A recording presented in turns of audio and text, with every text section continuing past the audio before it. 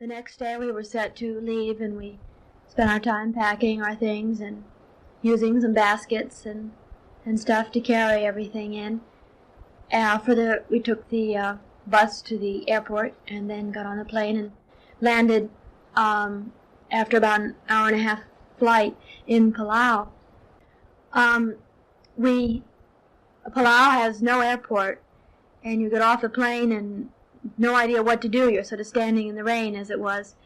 We finally got on the bus. There wasn't any room for Greg, so he went in the baggage truck. Went to the Royal Palauan Hotel, which is a very well-known hotel, typical of this area, I guess.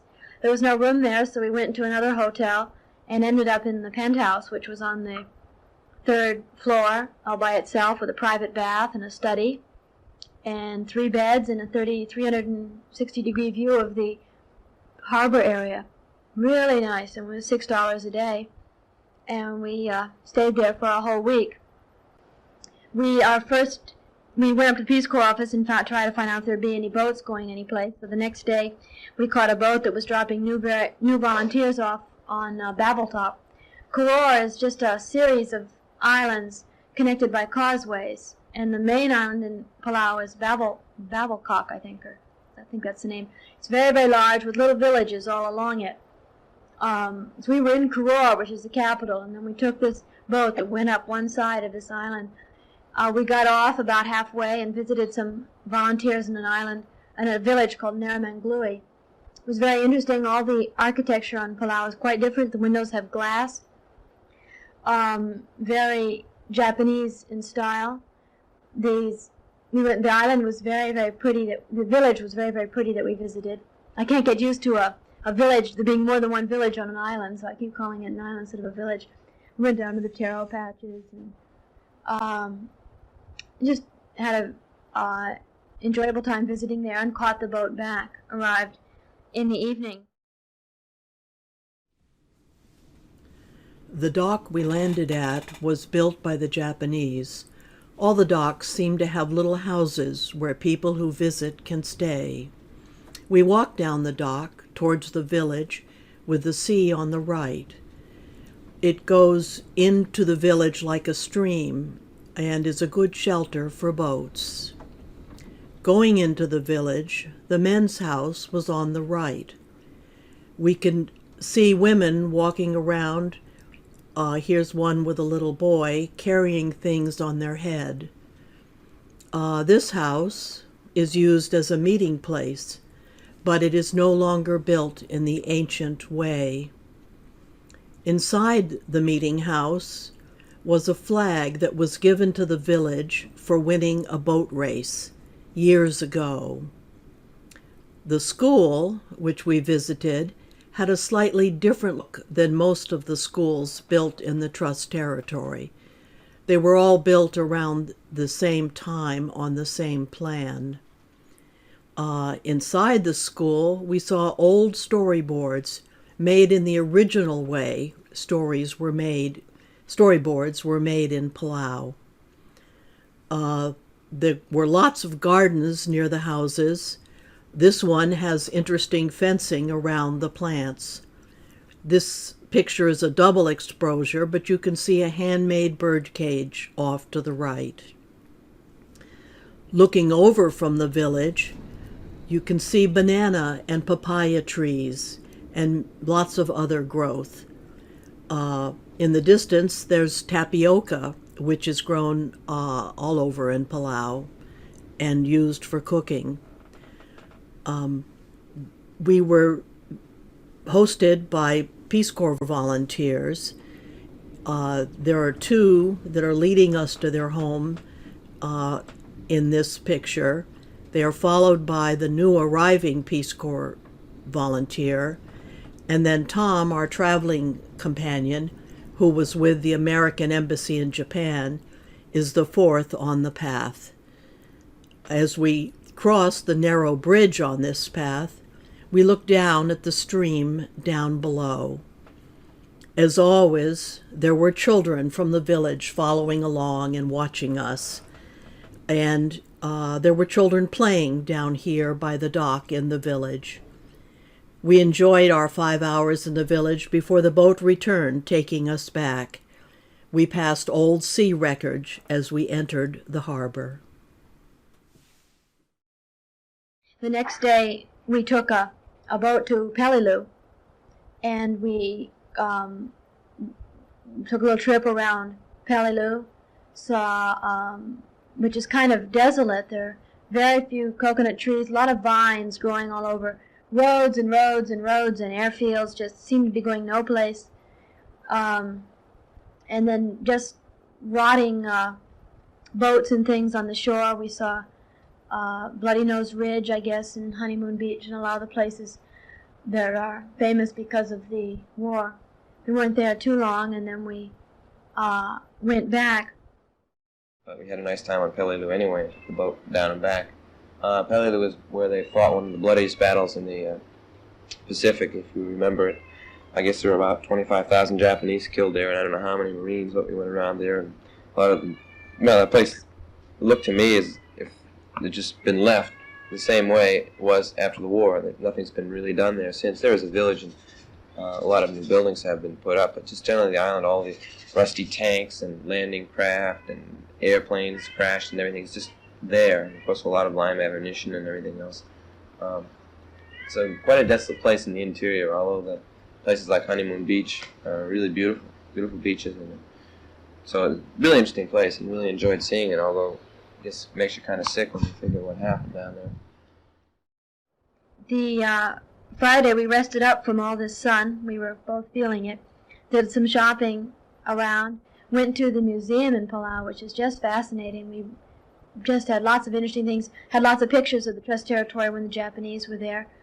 And we did some shopping for things and enjoyed ourselves doing that. I had met a nun coming in on the bus, and she'd stopped over to lend us a book to read, and she offered to show us around, so we went to visit her the next day, and we rented a car, and she took us all over that island. She took us up hills and under this and around there, and she was a lot bolder about things than we would have been. She took us right into the Distad's house to see the view from there. And I guess our pictures will show some of these things that we saw better. There are a lot of very good harbors and a lot of industry sort of in Palau. There's a shipyard and tuna factory, or place where a company catches Van Hughes, I don't know, someplace, Van Camp, I guess, with tuna. And this was she took us to all the people that make storyboards and that carved. Palau is very famous for this. Although it was very difficult to get anything, they sort of do it on order, and we weren't going to be there long enough to get too much.